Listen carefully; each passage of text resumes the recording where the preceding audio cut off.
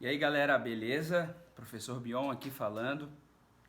Estamos voltando com a correção da lista 3 de exercícios. Eu vou fracioná-la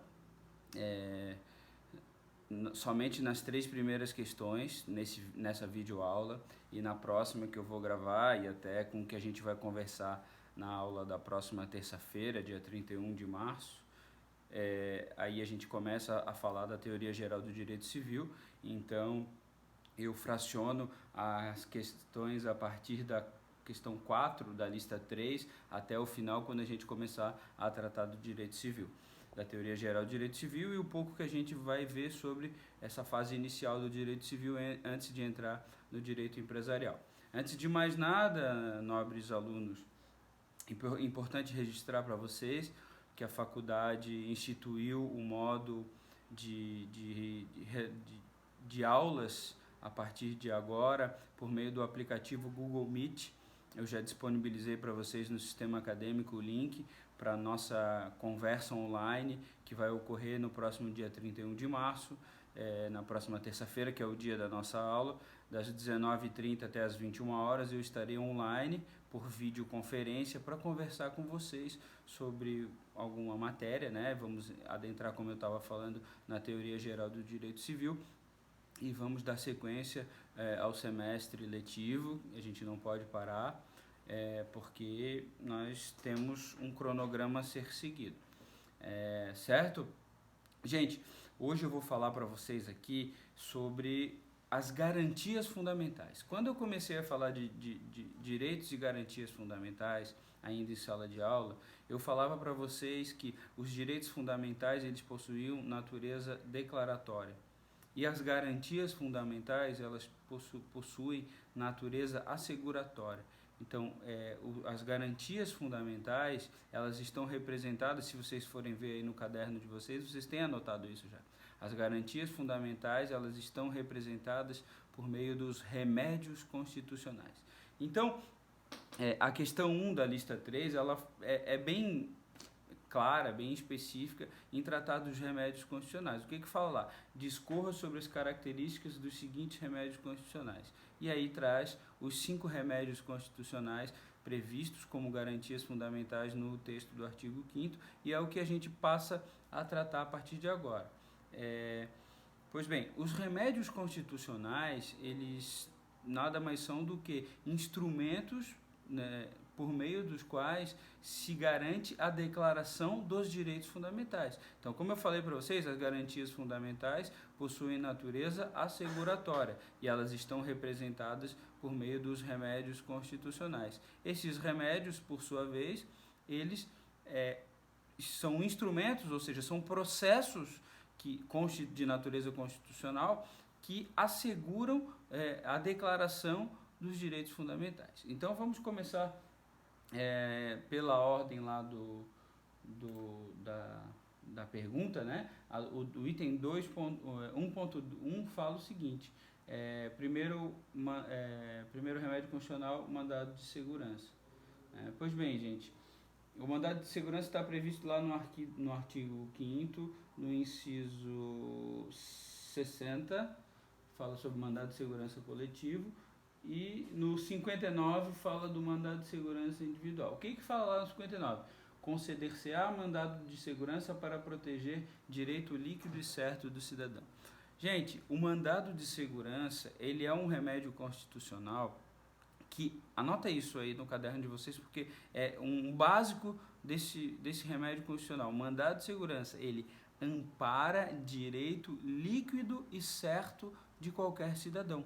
É um instrumento de natureza constitucional, é um processo que vai amparar o direito líquido e certo do cidadão. Um exemplo mais clássico possível do mandado de segurança, concurso público. O cidadão foi aprovado na 3ª colocação e a administração pública, na hora de chamar para nomeação, chama o primeiro, o segundo, por erro administrativo, pula o 3º, o 4º, chama o 5º, 6º, 7º e 8º. O cidadão que ficou, né, classificado na 3ª colocação, ele tem um direito líquido e certo de ser chamado naquele concurso público, naquele certame, antes do quarto, do quinto, do sexto, do sétimo. Isso acontece com bastante frequência e se caracteriza como um abuso de autoridade. A autoridade administrativa, ela precisa seguir aquela lista classificatória, o resultado final do concurso público. Então, se ocorre por erro administrativo ou até de má fé, pode ser levantado isso também, o chamamento para a nomeação do quarto, quinto, sexto e o cidadão foi classificado em terceiro, ele tem o quê? Um direito, surge a ele um direito líquido e certo de atacar a nomeação, atacar por meio processual a nomeação do quarto, do quinto, do sexto e do sétimo. Então ele vai sustentar que foi violado um direito líquido e certo dele. Esse é o mandado de segurança. É muito simples e é muito comum na esfera dos concursos públicos. Um outro exemplo de mandado de segurança que tramitou, foi muito conhecido aqui em Santa Catarina, já faz o quê? Uns 4, 5 anos, um mandado de segurança de mulheres que foram aprovadas no concurso público da Polícia Militar do Estado. E o que aconteceu? A nota dessas meninas, tinha no edital do concurso, previa lá 90 vagas para homens e 10 vagas para mulheres, né? Todos são iguais em direitos e obrigações, homens e mulheres, a gente já estudou isso, né? Princípio da isonomia, princípio da igualdade. É um direito fundamental, certo? Então, esse concurso público, as meninas que ficaram ali fora das vagas previstas no edital para mulheres, tinham 10 vagas para mulher, a 11ª, a 12ª e assim sucessivamente, elas tiveram notas nas primeiras fases do concurso público melhores que homens que entraram nas 90 vagas. Então, o que ficou sustentado? Que a colocação delas, na verdade é o seguinte, a nota que elas tiveram era melhor ou igual a homens que foram chamados e que existia um número maior de vagas, né, previstas no edital. Então, elas impetraram um mandado de segurança sustentando que elas teriam um direito líquido e certo de serem chamadas. Por quê? Porque elas tiveram uma qualificação, né, na prova escrita, na prova física. Elas foram aprovadas em todo o certame e tiveram uma classificação melhor, se fosse analisar a média final de comparar com os homens que foram chamados. Então, elas sustentaram que tinham um direito líquido e certo de serem chamadas e obtiveram êxito, né? Foi feito o resultado desse processo, em decorrência do trânsito em julgado desse mandado de segurança, foi feita uma turma na Academia de Polícia Militar só de mulheres, porque elas obtiveram êxito num mandado de segurança. Então, esse é o MS, como é popularmente conhecido, que é o primeiro remédio constitucional que a gente fala nesse momento. O segundo remédio constitucional que a gente vai falar aqui é o habeas corpus. O habeas corpus é um remédio constitucional que ampara o direito de locomoção, o direito de ir e vir. A gente já não estudou que um dos direitos fundamentais é o livre acesso no território nacional de qualquer cidadão em tempos de paz? Eu ainda ressaltei a vocês, em tempos de guerra pode haver restrição. Agora nós estamos vivendo um período de pandemia em que estão havendo restrições. E essas restrições estão sendo impostas por meio de decreto do Executivo. É possível? É, porque existe uma justificativa de natureza internacional relacionada à saúde. Então tem fundamento para isso, não há violação ao texto constitucional. Mas falando do habeas corpus, o habeas corpus ele ampara o direito de locomoção do cidadão. Por exemplo, numa operação policial, o cidadão ele é conduzido coercitivamente à delegacia de polícia ou ao presídio sob o fundamento de que ele cometeu um crime, mas não se comprova a autoridade responsável pela prisão dele, a polícia militar, a guarda municipal, ou pode ser uma operação da Receita Federal, o delegado lá da Receita Federal. Não se comprova a materialidade de um crime que supostamente está sendo cometido pelo cidadão e ele é coercitivamente conduzido e fica detido, né? Então ele tem o quê? De forma ilegal, a sua liberdade de locomoção, o seu direito de ir e vir violado. Nesse caso, qual o remédio constitucional que vai amparar o direito de locomoção, o direito de ir e vir do cidadão? Habeas corpus. Então, habeas vem lá do latim, né? Liberdade, corpus é o corpo. Então, é o corpo liberto, se for traduzir do latim para o português. Então, habeas corpus ampara a liberdade de locomoção do cidadão.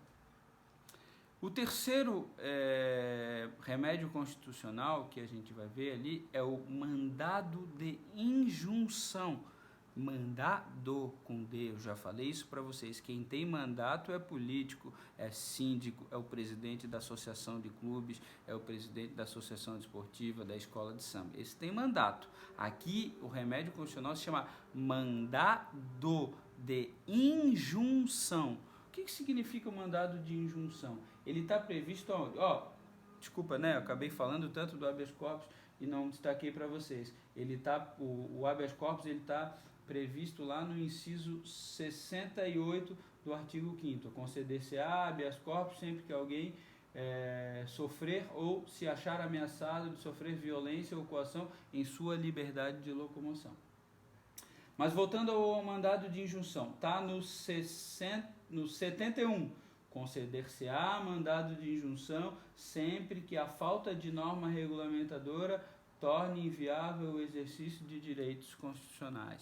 Gente, mandado de injunção, ele ampara a ausência de norma regulamentadora. O que é ausência de norma regulamentadora? É quando não existe lei para amparar um direito de um cidadão. E aí o remédio constitucional cabível é o mandado de injunção. Um exemplo. A Lei 8.213, ela estabelece o quê? Um benefício previdenciário que se chama aposentadoria especial, com redução de tempo de contribuição e de idade para pessoas que trabalham com exposição a agentes nocivos à saúde. Ao agente nocivo eletricidade, ao agente nocivo químico, né? O cara que trabalha num frigorífico, o cara que trabalha numa mina de carvão, o cara que trabalha na eletricidade, na Celesc, né? na linha de transmissão que está exposto ao choque elétrico. Então esse cara ele se aposenta com uma redução de tempo de contribuição. O bioquímico que trabalha lá no laboratório fazendo análise clínica, ele está exposto a agentes químicos também. O gari da CONCAP, que está exposto ao lixo orgânico. Então, a Lei 8.213, que trata da aposentadoria do regime geral de previdência social, ela estabelece alguns requisitos de redução de tempo e de idade para fins de aposentadoria. No entanto, servidores públicos não existe uma lei que estabelece esse benefício para os servidores públicos. Por exemplo, um servidor público federal lá da Universidade Federal de Santa Catarina, que atua no laboratório, que também está exposto a um agente químico. Ele não teria esse direito? Sim, só que não existe lei. Então, qual é a medida judicial que vai amparar esse cara? Ele não tem lei para ele que vai amparar um direito que ele tem. Entendeu? Então, na ausência de norma regulamentadora, na ausência de lei para amparar um direito de alguém, ele vai poder requerer junto ao judiciário, por meio de um remédio constitucional, esse direito. E o remédio constitucional cabível para amparar a ausência de norma regulamentadora é o mandado de injunção. Certo? Eu acho que vocês conseguiram entender. Só pensar, não existe lei para amparar um direito do cidadão. Qual é o remédio constitucional cabível? Na ausência de norma regulamentadora, mandado de injunção. Item 4, o quarto remédio constitucional que a gente vê é o habeas data. O habeas corpus, eu falei para vocês, liberdade de corpo, liberdade de locomoção. Aqui é o habeas data, liberdade de dados, de informações. Então, quando que é cabível o habeas data? Né? Só ressaltando para vocês que o habeas data ele está previsto lá no inciso 6 72. É no subsequente ao do mandado de injunção. Do mandado de injunção é o 71, o habeas data é do 72. O que fala lá? Conceder-se-á habeas data para assegurar conhecimento de informações ou para retificar dados. Então, gente, o habeas data é o seguinte: você precisa de uma informação. O CNIS, por exemplo, Cadastro Nacional de Informações Sociais, é um documento da Previdência Social oficial que traduz o tempo de contribuição que o cidadão tem. No entanto, antes de se aposentar, o segurado da Previdência vai lá pegar o seu CNIS para confirmar: não, eu tenho 35 anos de tempo de contribuição, eu tenho a idade mínima, mas eu vou dar uma checada. Chega lá e constata que está registrado apenas 30 anos, que faltam 5 a serem retificados. Ou seja, ele tem a carteira de trabalho lá da década de 80 que ele trabalhou e que não está anotado lá na Previdência Social. Qual é o remédio constitucional que vai amparar esse direito que ele tem a acrescentar esse tempo de contribuição, ou seja, retificar uma informação oficial da Previdência Social? Habeas data, certo? Ou, por exemplo, o cara é proprietário de um terreno lá na Pântano do Sul, um terreno que tem escritura pública, mas lá no registro, no cartório, está dizendo que ele é proprietário do lote 16 e, na verdade, ele é proprietário do lote 15. Ele vai retificar os dados, as informações. Qual o remédio constitucional cabível? Habeas data. Ele ampara o direito de informação e o direito de retificação de informação. Habeas data, liberdade de informação. Certo? E por fim, o quinto, mas não menos importante, remédio constitucional, que é a ação popular. Gente, ação popular é um remédio constitucional que vai amparar uma violação ao patrimônio público. A ação popular, ela tem uma peculiaridade, esse remédio constitucional que ampara a violação ao patrimônio público. Gente, pensa lá numa violação ao patrimônio público, uma praça depredada, né? A Praça 15 aqui, nós tivemos no Carnaval, ela ficou destruída. Um museu, tem um ato lá, pessoas, vândalos estão pichando, destruindo o museu, é uma violação ao patrimônio público, né?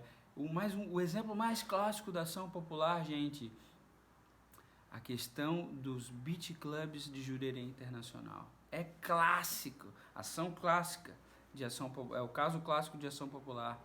O beach club está lá com aquele tundos, eles estão violando o patrimônio público, né? Porque primeiro, que o beach club está construído numa área de preservação e aquele som alto, ele traz prejuízos à natureza, né? Aquela preservação, área de preservação permanente onde ele está inserido. Então, em havendo violação ao patrimônio público, qual é a medida judicial, qual o remédio constitucional, a garantia fundamental cabível para proteger o patrimônio público? Ação popular.